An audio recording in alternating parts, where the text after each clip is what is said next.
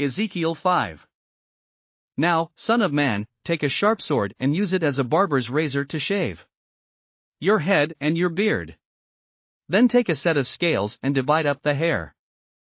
When the days of your siege come to an end, burn a third of the hair inside the city. Take a third and strike it with the sword all around the city. And scatter a third to the wind.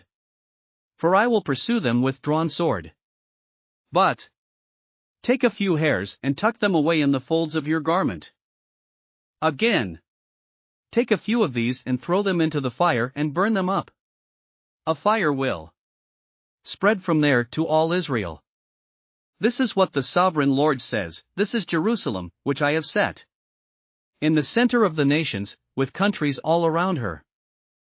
Yet in her wickedness she has rebelled against my laws and decrees more than the nations and countries around her. She has rejected my laws and has not followed my decrees. Therefore this is what the sovereign Lord says: you have been more unruly than the nations around you and have not followed my decrees or kept my laws. You have not even conformed to the standards of the nations around you. Therefore this is what the sovereign Lord says: I myself am against you, Jerusalem, and I will inflict punishment on you in the sight of the nations. Because of all your detestable idols, I will do to you what I have never done before and will never do again. Therefore in your midst parents will eat their children, and children will eat their parents. I will inflict punishment on you and will scatter all your survivors to the winds. Therefore as surely as I live, declares the sovereign Lord, because you have defiled my sanctuary with all your vile images and detestable practices, I myself will shave you. I will not look on you with pity or spare you. A third of your people will die of the plague or perish by famine inside you, a third will fall by the sword outside your walls, and a third I will scatter to the winds and pursue with drawn sword. Then my anger will cease and my wrath against them will subside, and I will be avenged.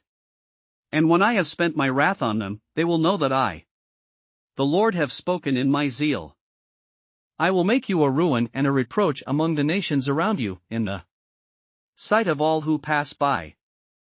You will be a reproach and a taunt, a warning and an object of horror to the nations around you when I inflict punishment on you, in anger and in wrath and with stinging rebuke. I the Lord have spoken. When I shoot at you with my deadly and destructive arrows of famine, I will shoot to destroy you. I will bring more and more famine upon you and cut off your supply of food. I will send famine and wild beasts against you, and they will leave you childless. Plague and bloodshed will sweep through you, and I will bring the sword against you. I the Lord have spoken. Thanks for listening to another chapter of the Bible. At My Faith Fuel, we believe a good coffee fuels your faith and energizes your day. Please visit myfaithfuel.com to explore our delicious coffee blends. Part of each purchase goes to training worshipers around the world.